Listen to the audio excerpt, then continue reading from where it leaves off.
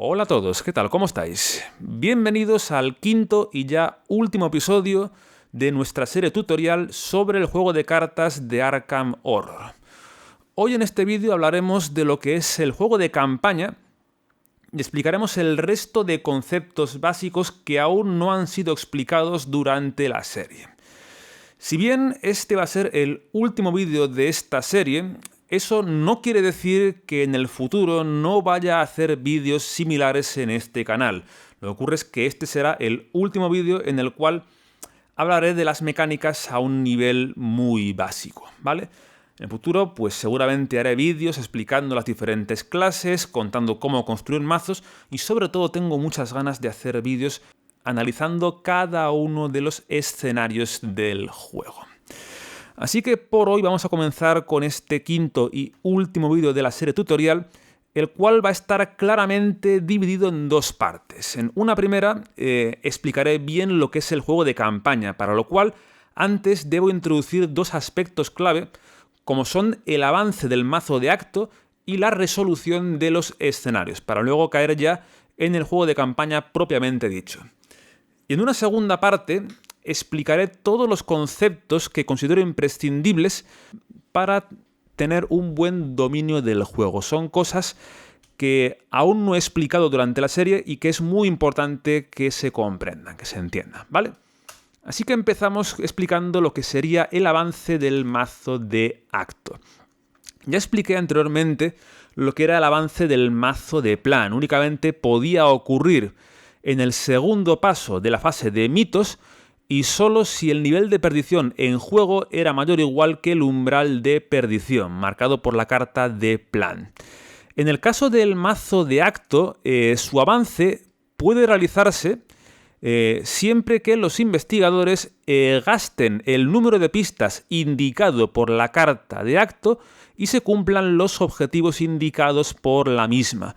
El número de pistas está claramente indicado aquí en la parte inferior derecha de la carta de acto. Y os recuerdo que este simbolito de aquí quiere decir multiplicado por el número de investigadores. Así que en este caso, para poder avanzar este acto en particular, los investigadores tienen que pagar 3 pistas por investigador para avanzar. A su vez, muchas de las cartas de acto, la gran mayoría, cuentan con uno o varios objetivos, los cuales deben cumplirse para poder avanzar el acto. Además, muchas veces estos objetivos os indicarán las condiciones y los instantes en los cuales podéis avanzar el mazo de acto. En este caso os indica que cuando acabe la ronda, los investigadores en el pasillo, que estén en el lugar pasillo, pueden, como grupo, gastar el número requerido de pistas para avanzar. Aquí lo que está diciéndonos es que en este caso particular, en esta carta de acto en particular, puede avanzarse solamente al final de la ronda y solo pueden contribuir con sus pistas los investigadores que estén en el pasillo, ¿vale? También os comento que hay algunas cartas de acto que no tienen objetivos o que, al contrario que esta, no te restringen tanto el instante en el que puedes avanzar. De un modo o de otro, las pistas, en principio, puede pagarlas cualquier investigador, independientemente del lugar en el que se encuentre. Las pistas para avanzar el acto se suelen pagar como grupo, como equipo. Y el instante en el que se puede avanzar, si no se indica lo contrario, el acto puede avanzar en cualquier ventana de oportunidad, porque se entiende que es una capacidad de activación libre, las cuales, como sabéis ya, se pueden activar en las ventanas de oportunidad. En el instante en el que el acto avance, funciona exactamente igual que cuando avanza el plan.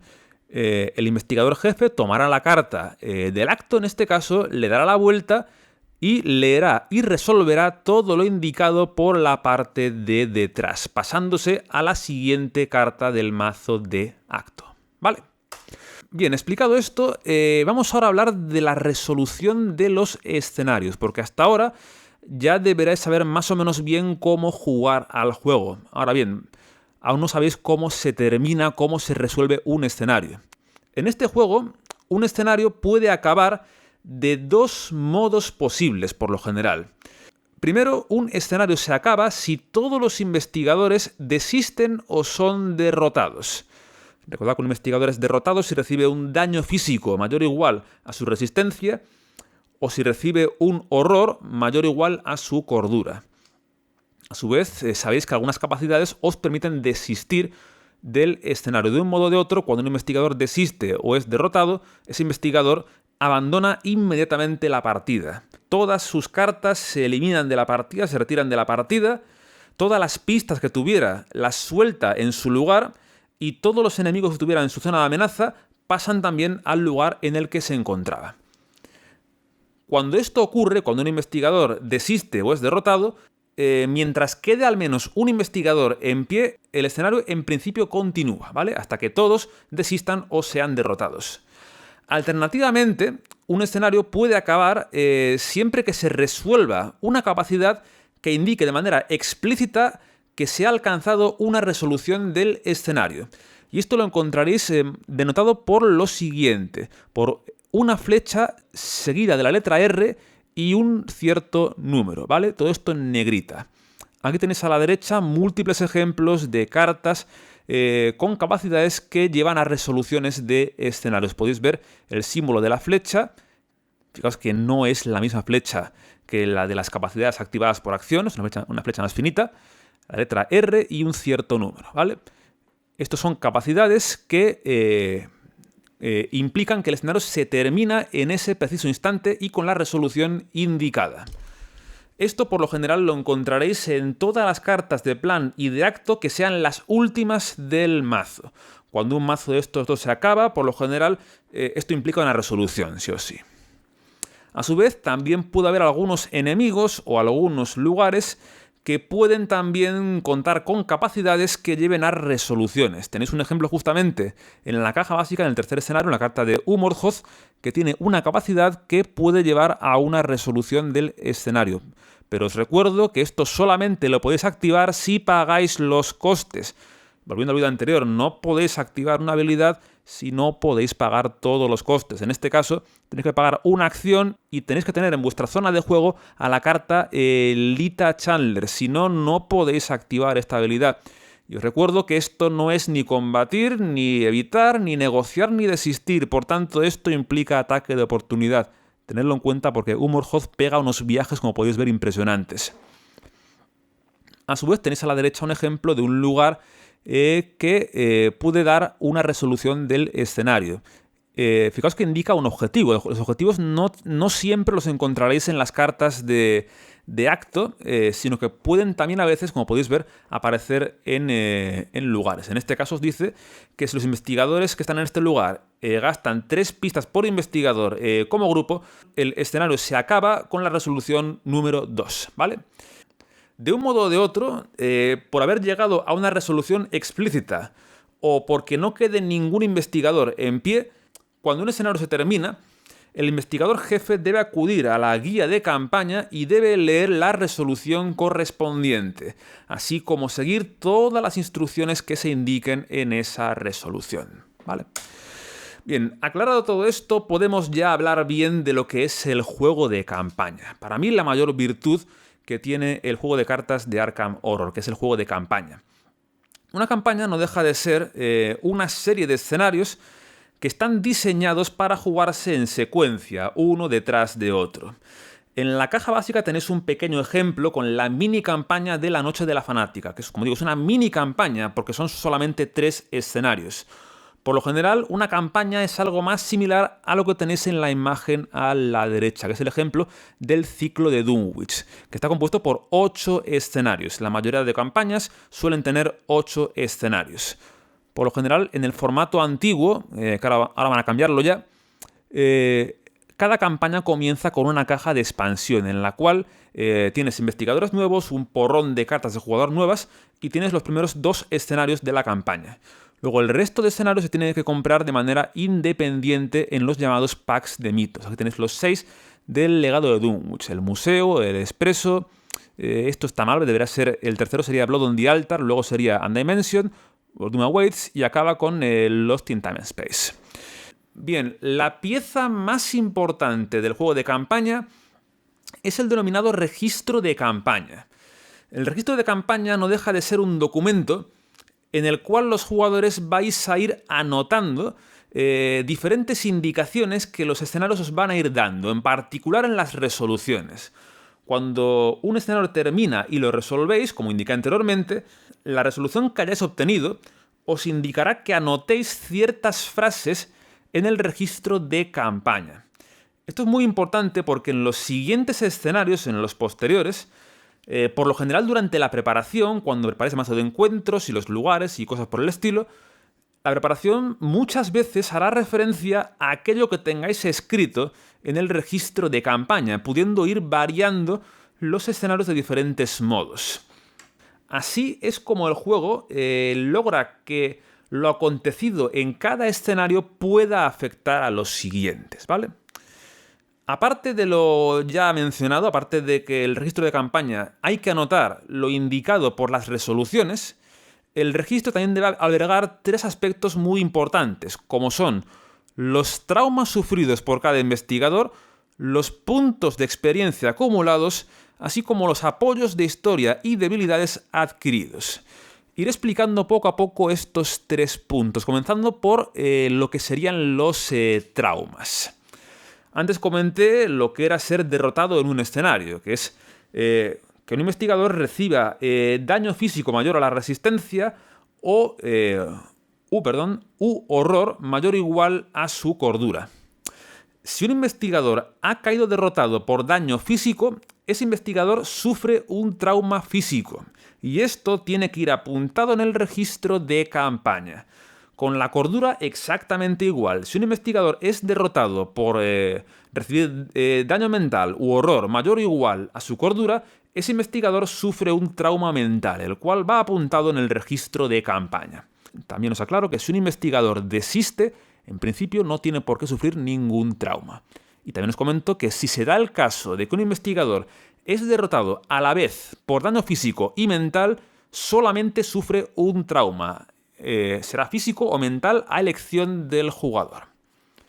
El efecto que tienen los traumas es el siguiente. Cada investigador debe comenzar cada partida con un número de puntos de daño encima igual al número de traumas físicos que tiene encima. Así como ese investigador debe empezar la partida con un punto de horror encima por cada trauma mental que sufra. En caso de que el investigador tenga un número de traumas físicos mayor o igual a su resistencia o salud, ese investigador se muere y queda eliminado de la campaña. Ocurre lo mismo con el daño mental. Si un investigador tiene un número de traumas mentales mayor o igual a su cordura, ese investigador enloquece y queda, por tanto, eliminado de la campaña. Con esto deberá ser evidente que el hecho de ser derrotado o desistir en un escenario no implica que el investigador quede eliminado de la campaña, solamente queda eliminado del escenario. En principio, ese investigador puede continuar en los siguientes escenarios de la campaña, a no ser que se muera o enloquezca, bien por traumas o bien por otros efectos que también pueden matar o enloquecer a los investigadores, lo cual por lo general encontraréis en algunas resoluciones particularmente negativas, ¿vale? Bien, eso por parte de los traumas. Pasamos ahora a explicar lo que sería la experiencia, los puntos de experiencia. Siempre que termináis un escenario, el equipo anotará una serie de puntos de experiencia que dependerán de los siguientes factores. En primer lugar, os tenéis que fijar en aquellos lugares, cartas de lugar, que tengan una indicación de victoria, como por ejemplo, en el escenario del encuentro, el lugar del ático tiene indicado un punto de victoria. Eso quiere decir lo siguiente: si al final del escenario ese lugar no tiene ninguna ficha de pista encima, anotaréis un número de puntos de experiencia igual al valor de victoria de ese lugar. Por tanto, si acaba el escenario y no os queda ninguna pista en el ático, pues anotaréis un punto de experiencia. En particular, este punto de experiencia es un auténtico regalo, porque es un lugar con un velo de solamente 1. Así que deberíais anotarlo prácticamente siempre que juguéis el encuentro. Por otro lado, hay algunos enemigos que también tienen una indicación de victoria, como este que os pongo aquí, también un ejemplo del escenario del encuentro. Los enemigos que tienen valor de victoria, cuando son derrotados, es decir, cuando les hacéis un daño mayor o igual a sus puntos de vida, ese enemigo no se va a la pila de descartes de encuentros, que es el lugar al que suelen ir los enemigos derrotados y las traiciones resueltas, sino que los enemigos con victoria, al ser derrotados, se van a la zona de victoria, que es un lugar que tenemos fuera del juego. Esas cartas, cuando van para ahí, no pueden volver de ningún modo a la partida. Y a su vez, al final de la partida, anotaréis puntos de experiencia por cada punto de victoria que tengáis en la zona de victoria. Si, por ejemplo, en el encuentro habéis derrotado a este enemigo, al hacerlo, en vez de descartarlo, lo ponéis en la zona de victoria y al final de la partida anotaréis un punto de experiencia, ¿vale? Y ya por último, algunas resoluciones de algunos escenarios también os pueden brindar puntos de experiencia adicionales. En el escenario del encuentro ya deberéis saber que tenéis algunas resoluciones, la gran mayoría, que os dan puntos de experiencia de bonificación, ¿vale? Al final, cada jugador, mejor dicho, cada investigador anotará un número de puntos de experiencia igual al valor de victoria que habéis conseguido tanto en la zona de victoria como con los lugares sin pistas. Cada investigador por separado anota esa cantidad de puntos de experiencia, los cuales ahora veréis que pueden utilizarse para hacer cosas muy interesantes. En una campaña, entre cada escenario y el siguiente, los investigadores tienen derecho a actualizar sus mazos. Ahora bien, para poder incluir cartas nuevas en sus mazos, los investigadores tienen que gastar esos puntos de experiencia que hemos comentado en la imagen anterior. Aquí es en el punto en el que tenemos que introducir lo que es el nivel de las cartas. Puede que recordéis en el vídeo número 1 de la serie, cuando hablé de las cartas de investigador, las mostré por detrás, que indicaban las clases que podían tener las cartas de ese mazo. Indicaban, por ejemplo, clase guardián de nivel de 0 a 5. Eso del nivel ahora es donde tiene importancia. Por lo general, cuando construís un mazo al inicio de la campaña, solamente podéis utilizar cartas de nivel 0. Más adelante, entre escenarios, podéis comprar cartas usando puntos de experiencia. Y aquí tenéis que fijaros en la parte donde tenéis el coste de recursos de cada carta. Algunas tienen unos puntos blancos en la parte inferior, como algunas de las que os muestro aquí. Por ejemplo, el chaleco antibalas tiene 3 puntos blancos. Eso quiere decir que es una carta de nivel 3. O por ejemplo, Cryptic Research tiene 4 puntos blancos. Por tanto, es una carta de nivel 4. Luego tenéis abajo dos versiones del policía raso. La versión de nivel 0 es la que no tiene ningún punto blanco debajo. Son puntos grises. ¿No? Son como bombillitas apagadas, ¿no? Y luego tenéis la versión de nivel 2, ¿vale? Que son ligeramente distintas. Para poder comprar una cierta carta entre escenarios, tenéis que pagar un número de puntos de experiencia igual al nivel de la carta. Por tanto, si queréis comprar un chaleco antibalas, por ejemplo, tenéis que pagar 3 puntos de experiencia. Siempre que compráis una carta, tenéis que respetar las reglas de construcción de mazos de vuestro investigador, que recordad que limita las clases que puede incluir y también limita los niveles de las cartas que pueden incluirse.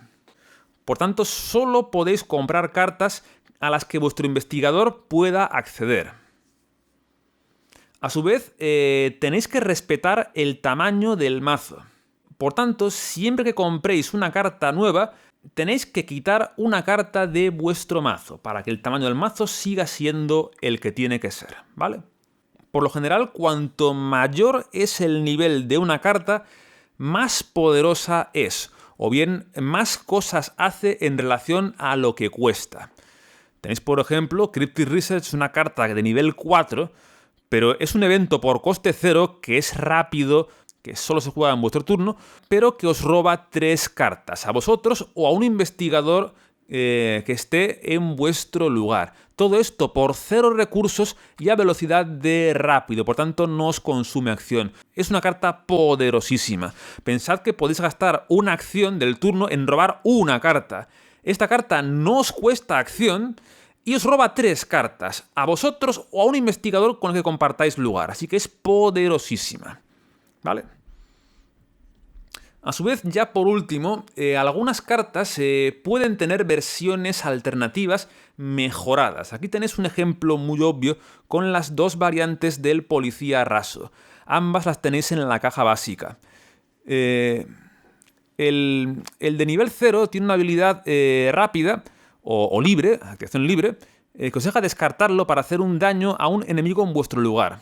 La versión mejorada, la de nivel 2, cambia esta habilidad por lo siguiente. Habilidad rápida o libre os pide agotarlo y hacerle un daño, para hacer un daño directo a cualquier enemigo en vuestro lugar. Y además gana un punto de resistencia más. Por el mismo coste, fijaos que es una versión bastante mejor. Y ya por último os comento que hay algunas cartas que pueden tener incluso más versiones con diferentes niveles. Aquí os pongo el ejemplo de la carta de la consunción. En este caso, esta no la tenéis en la caja básica. Las versiones mejoradas están en la campaña de Dunwich. Pero os las muestro para explicar lo siguiente. El juego os permite, entre comillas, mejorar una carta a una versión de la misma que cueste más puntos de experiencia, que sea un nivel mayor, mejor dicho, ¿no? Si, por ejemplo, tenéis el Stribling, la consunción de nivel 3, y queréis comprar la carta de nivel 5, si queréis, en vez de pagar 5 puntos de experiencia y quitar otra carta para meter esa, podéis, entre comillas, mejorar el de nivel 3 cambiándolo por el de nivel 5, pagando solamente la diferencia. En este caso, 5 menos 3, pagando solamente 2 puntos de experiencia, podéis cambiar un Stribling nivel 3 por un Stribling nivel 5. Es un ejemplo general, pero se aplica a absolutamente todas las cartas del juego que tengan diferentes versiones, ¿vale? Bien, con esto pasamos ya a lo que serán los apoyos de historia y las debilidades. Algunos escenarios, por lo general durante las resoluciones, durante ciertas resoluciones, os darán la posibilidad de adquirir los llamados apoyos de historia, que suelen ser cartas que representan a personajes u objetos que son importantes en la historia que estáis desarrollando, ¿no? En el escenario del encuentro tenéis un ejemplo ya fantástico con la carta de Lita Chandler, ¿vale? La cual, en algunas resoluciones, permite el juego al investigador jefe ganar la carta Lita Chandler y meterla en su mazo.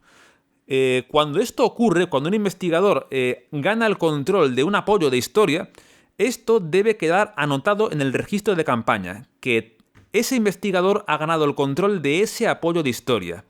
Y tened en cuenta que los apoyos de historia no se pueden intercambiar entre jugadores. Cuando un jugador gana un apoyo de historia, ese apoyo pasa a estar de modo permanente dentro de su mazo. A su vez, también algunas resoluciones os pueden forzar a incluir debilidades adicionales en vuestro mazo, ¿vale? De un modo o de otro, tanto los apoyos de historia como las debilidades adquiridas no cuentan para el tamaño mínimo de vuestro mazo. Se comportan de un modo similar a las cartas obligatorias que los investigadores deben llevar sí o sí en sus mazos. Ni los apoyos de historia ni las debilidades adquiridas cuentan para ese tamaño mínimo del mazo, ¿vale? Ya para terminar el juego de campaña, os comento cómo puede terminar una campaña. Una campaña a veces puede acabar antes de tiempo si los jugadores alcanzan una resolución que de manera explícita os indica que habéis perdido la campaña. En ese caso, vuestra campaña terminará y no podréis continuar. En teoría, por supuesto, ahí cada uno puede jugar como quiera, puede repetir escenarios, puede hacer trampa, lo que quiera, pero técnicamente cuando se llega a una resolución que pone que habéis perdido, habéis perdido. Ya está. En caso de que queráis ganar la campaña, que entiendo es lo que todos querréis, tenéis que saber que esto solo es posible en el último escenario de la campaña, el cual siempre determina la victoria o derrota global de la campaña.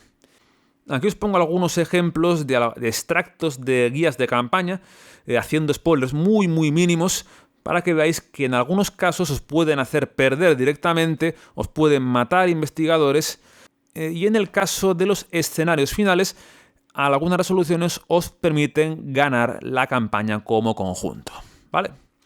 De todos modos, este juego, ya os comento que no hay que jugarlo para ganar sí o sí, porque el juego puede ser muy cruel y muy duro en muchas ocasiones. Lo importante de este juego es disfrutar el proceso y disfrutar la historia. Si sois jugadores que lleváis mal perder las campañas, vais a tener problemas, o por lo menos es un juego que os vendrá muy bien para aprender a perder, porque perderéis y bastante. De todos modos, eso querrá decir que las victorias también sabrán bastante mejor, porque sabréis que no es tan fácil ganar una campaña. Vale, con esto terminamos ya la primera parte del vídeo y ahora terminaremos mostrando todos los conceptos imprescindibles que nos quedan por explicar. Aquí tenéis la lista de conceptos que explicaremos para terminar la serie. Iremos uno por uno explicándolos, comenzando por los conceptos de cazador y de presa. El de cazador ya lo deberás comprender, puesto que ya lo mencioné varias veces. Cazador es una habilidad presente en enemigos que hace que al inicio de la fase de enemigos, si no están enfrentados a ningún investigador y están derechos, esos enemigos se moverán un lugar hacia el investigador más cercano. Ahora bien, la palabra cazador muchas veces se asocia a la palabra clave presa, lo cual para mí es un error, porque son conceptos que no tienen nada que ver. La definición de presa no deja de ser un simple y llano criterio de desempate.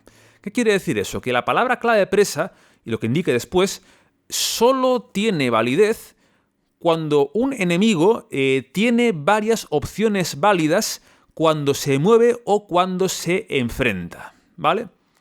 Aquí tenéis el ejemplo de un ghoul del conjunto de los ghouls que tiene presa menor salud restante. Por tanto, este enemigo, siempre que tenga varias opciones válidas para enfrentarse, se enfrentará al investigador que tenga menos salud.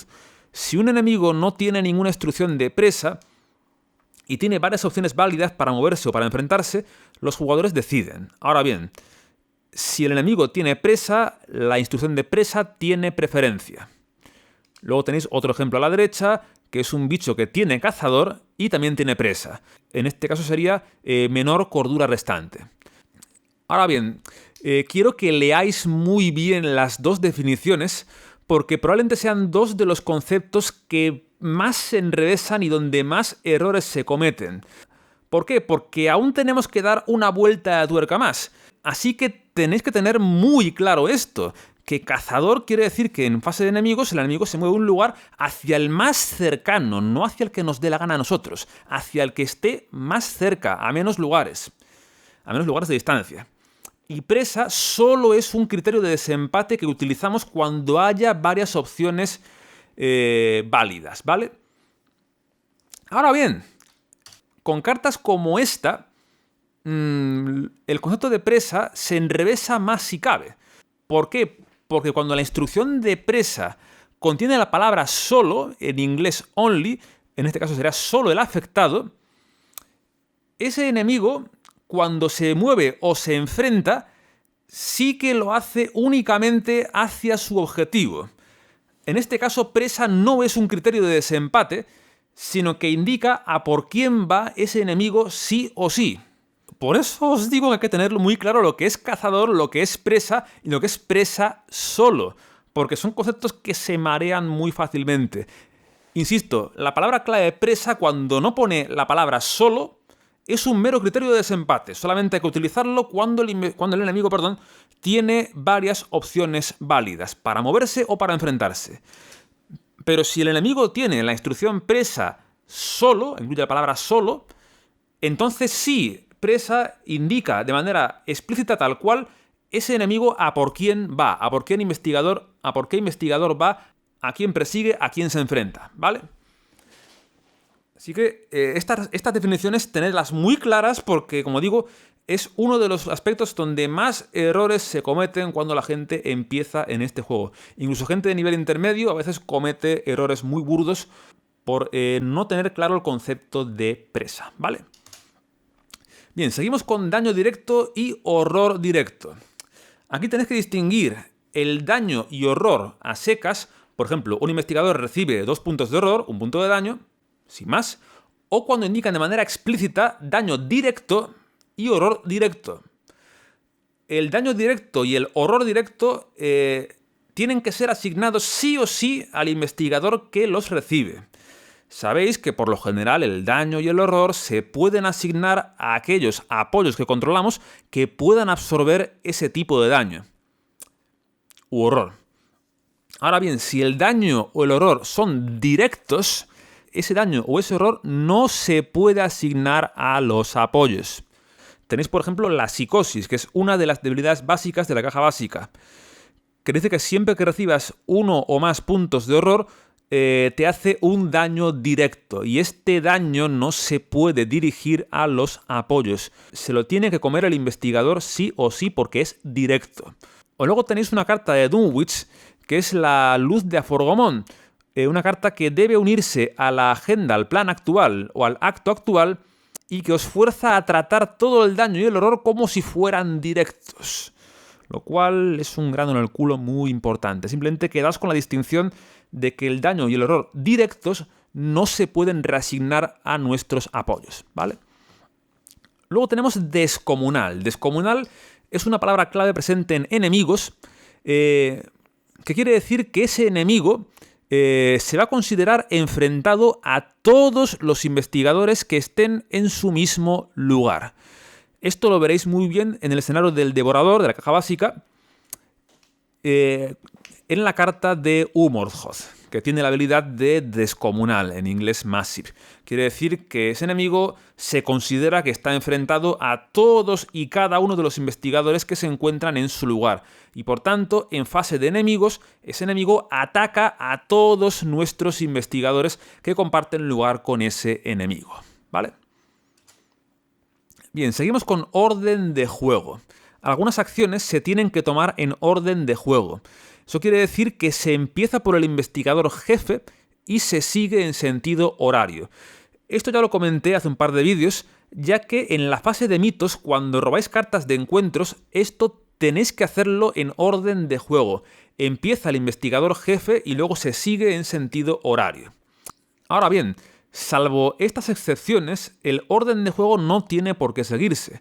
Por ejemplo, en fase de investigación, los turnos los podéis tomar en el orden en el que vosotros queráis. El orden de juego únicamente hay que utilizarlo cuando se nos exige de modo explícito. Que un caso es en la fase de mitos cuando se roba cartas de encuentros, ¿vale? Luego tenemos la palabra clave excepcional, la cual está presente únicamente en cartas de jugador. Concretamente en cartas de nivel mayor de 0. Por cierto, me he dado cuenta de que me falta una cosa por comentar antes. Cuando hablé del juego de campaña, a la hora de comprar cartas, las cartas de nivel 0 cuestan 1 punto de experiencia. Es un poco extraño, pero sí, las cartas de nivel 0, para poder comprarlas, tenéis que pagar 1 punto de experiencia, como si fueran cartas de nivel 1, ¿vale? Es un poco extraño, pero es así. Volviendo a excepcional, una carta excepcional, para poder comprarla tenéis que pagar el doble de puntos de experiencia de lo normal. Dicho de otro modo, esa carta os costará un número de puntos de experiencia igual al doble del nivel de esa carta. Por ejemplo, los dados de la suerte os costarían 4 puntos de experiencia, ya que son de nivel 2. Por lo general, esta carta os costaría 2 puntos de experiencia, pero como es excepcional, os costará el doble, o sea, 4. O por ejemplo, el reloj de oro, que es una carta de nivel 4, os costaría 8 puntos de experiencia. Y además, solamente podéis llevar una copia de cada carta excepcional en vuestro mazo. Por lo general, en este juego, solamente podéis llevar 2 copias de cada carta en el mazo. Las excepcionales, pues solamente podéis llevar una copia de ellas, ¿vale? Seguimos ahora con indiferente. Indiferente es una habilidad presente en enemigos, en inglés sería aloof, y quiere decir que ese enemigo, el que es indiferente, no se enfrenta automáticamente a los investigadores que se encuentran en su lugar. Ya deberéis saber que siempre que un enemigo está derecho y compartiendo lugar con un investigador, ese enemigo automáticamente, inmediatamente, pasa a enfrentarse a ese investigador. Ahora bien, los enemigos indiferentes no lo hacen. Los indiferentes no se enfrentan automáticamente a los investigadores. Y además, los investigadores no pueden atacar a los enemigos indiferentes si no están enfrentados a él. Esta norma es un poco extraña, pero es así. Por lo general, vosotros podéis atacar a cualquier enemigo que esté en vuestro lugar, estéis o no enfrentados a ese enemigo. No obstante, a los indiferentes no se les puede atacar, a no ser que os enfrentéis voluntariamente a él. Por eso esto lo mencioné cuando expliqué la acción de enfrentar, que con los indiferentes es importante. Y también os comento que la habilidad indiferente no anula el resto de habilidades de la carta. Lo digo porque es un error muy común que se comete en la campaña de Dunwich, que usa bastante la palabra indiferente, en particular en el escenario de The House Always Wins, la casa siempre gana, que es el 1B, en el cual el plan 1 da a todos los criminales la palabra clave indiferente. En particular, el problema está con el enemigo que tenéis a la derecha, el Pit Boss, que aparece ya desde el inicio del escenario, está en juego de entrada ya. Es un enemigo que gana indiferente por el plan, pero tiene la habilidad de cazador. La habilidad de cazador es independiente de la habilidad de indiferente. Por tanto, ese enemigo, en fase de enemigos, se va a mover un lugar hacia el investigador más cercano. Que se enfrente o no a él es un tema aparte ya. Lo digo porque es un error que se comete mucho, que yo lo cometí cuando jugué la primera vez ese escenario, así que lo comento para que, llegado al caso, no lo cometáis. Que indiferente no anula cazador. De hecho, el enemigo de la izquierda, el Whippoorwill, es un enemigo muy tocapelotas por eso, porque tiene cazador. Os persigue y además os resta habilidades cuando está en vuestro lugar. Así que es un enemigo que por lo general conviene quitarse de encima. Lo que ocurre es que os cuesta 2 acciones, porque para poder atacarlo tenéis que enfrentaros a él, ¿vale? Por eso indiferente es una habilidad que puede parecer que sea benevolente, pero nada más lejos de la realidad. Puede ser muy, muy molesta. Luego tenemos el concepto del lugar vacío. Un lugar vacío es un lugar en el cual no hay ningún investigador ni ningún enemigo. Esto en la caja básica lo practicáis mucho con el escenario de las máscaras, en particular con la presencia de estos 2 enemigos, que son parte del conjunto de los del culto oscuro, ¿no? Son enemigos que aparecen en lugares vacíos. Cuando los robáis, tenéis que ponerlos en un lugar que no tenga ningún investigador ni ningún enemigo, ¿vale? Luego tenemos oleadas, una palabra clave presente en cartas de encuentro. Y quiere decir que cuando robáis esa carta, la carta con la habilidad de oleada, en inglés Surge, estáis obligados a robar una carta de encuentro adicional después de resolver esta. En la caja básica, si no me equivoco, no hay ninguna carta que tenga la habilidad de oleada a secas, como podría ser, por ejemplo, la que os pongo a la izquierda. Sin embargo, hay alguna carta que sí puede ganar oleada, como por ejemplo la pista falsa, que al ser revelada, si no tienes pistas, gana oleada. Eso quiere decir que tenéis que robar una carta más de encuentros tras resolver esta, ¿vale? Luego tenemos la palabra clave peligro, en inglés peril. Está presente por lo general en cartas de traición. Siempre que robáis una carta de encuentro con la habilidad de peligro, esa carta no la podéis enseñar a vuestros compañeros ni les podéis pedir ayuda a la hora de resolverla, ¿vale? Por lo general, las cartas de encuentro, cuando se roban de mazo de encuentros, se roban en secreto. Ahora bien, nada os impide revelarlas a no ser que tengan peligro, en cuyo caso no las podéis revelar hasta que resolváis el efecto de revelación. Tenéis aquí un par de ejemplos. Por ejemplo, Hunting Shadows, una carta del escenario de las máscaras. Al tener peligro, cuando la robáis, no la podéis enseñar y tenéis que decidir por vosotros. No podéis pedir ayuda a nadie. Os exige decidir entre gastar una pista o recibir 2 daños. Fijaos que no son directos, sí que los podéis reasignar en este caso a vuestros apoyos. Si pusiera 2 daños directos, sí que os los comeríais en caso de elegir esa opción. Y por cierto, en caso de que no tengáis pistas, no podéis elegir esto, porque es un coste. Para poder resolver esto tenéis que gastar una pista. Si no la tenéis, pues no podéis hacerlo. Tenéis que recibir los 2 daños, aunque os elimine, no os queda más remedio.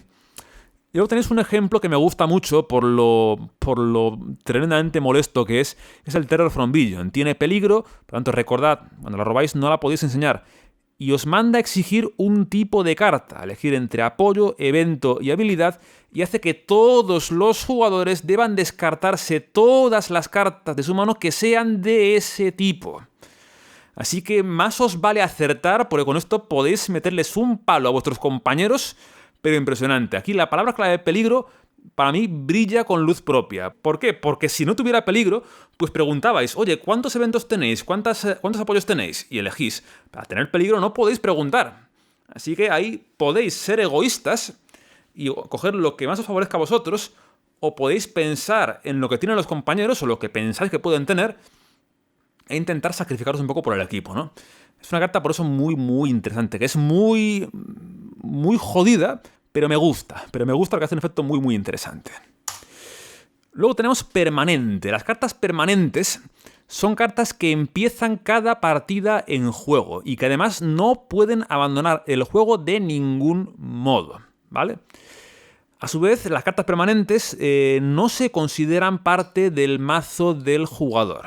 Por tanto, cuando compráis una carta permanente, en ese caso no tenéis que quitar una carta de vuestro mazo, porque las cartas permanentes no son cartas que forman parte del mazo, simplemente son cartas que empiezan en juego, en zona de juego, y no pueden abandonar el juego de ningún modo, son intocables, ¿vale?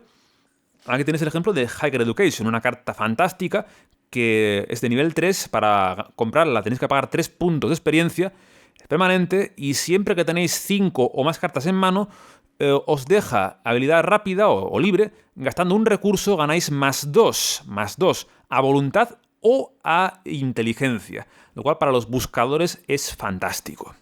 Ahora bien, no todas las cartas permanentes son buenas, también tenéis traiciones permanentes, como esta carta de aquí, una carta de Dunwich que es endeudado, que os hace empezar cada partida con 2 recursos menos. Por tanto, tenéis que empezar con 3 recursos en vez de con 5, cada escenario. Por tanto, es una traición, una debilidad que también puede ser muy dura. Luego tenemos represalia, que a estas alturas, si habéis llegado hasta aquí, yo espero que ya hayáis jugado la caja básica varias veces, así que en verdad no tengo mucho que explicar aquí. Represalia es una habilidad con la que seguramente os habréis pegado ya varias veces. Si un investigador fracasa cuando ataca a un enemigo con represalia, ese enemigo hace un ataque automático al investigador que falló la prueba. Y esto lo hace nada más resolver la prueba. Se puede cancelar con cartas como evitar o esquivar, es una carta de guardián de coste 1 evento, pero sigue siendo molesto. Ahora bien, por si acaso no lo sabéis, la represalia únicamente dispara cuando un investigador ataca a un enemigo enderezado con el cual está enfrentado. Eso implica 2 cosas. Primero, si el bicho con represalia está enfrentado a otro investigador y atacáis a ese enemigo, que recordad que podéis, aun a riesgo de fallando el ataque, atacar a vuestro compañero, la represalia no dispararía.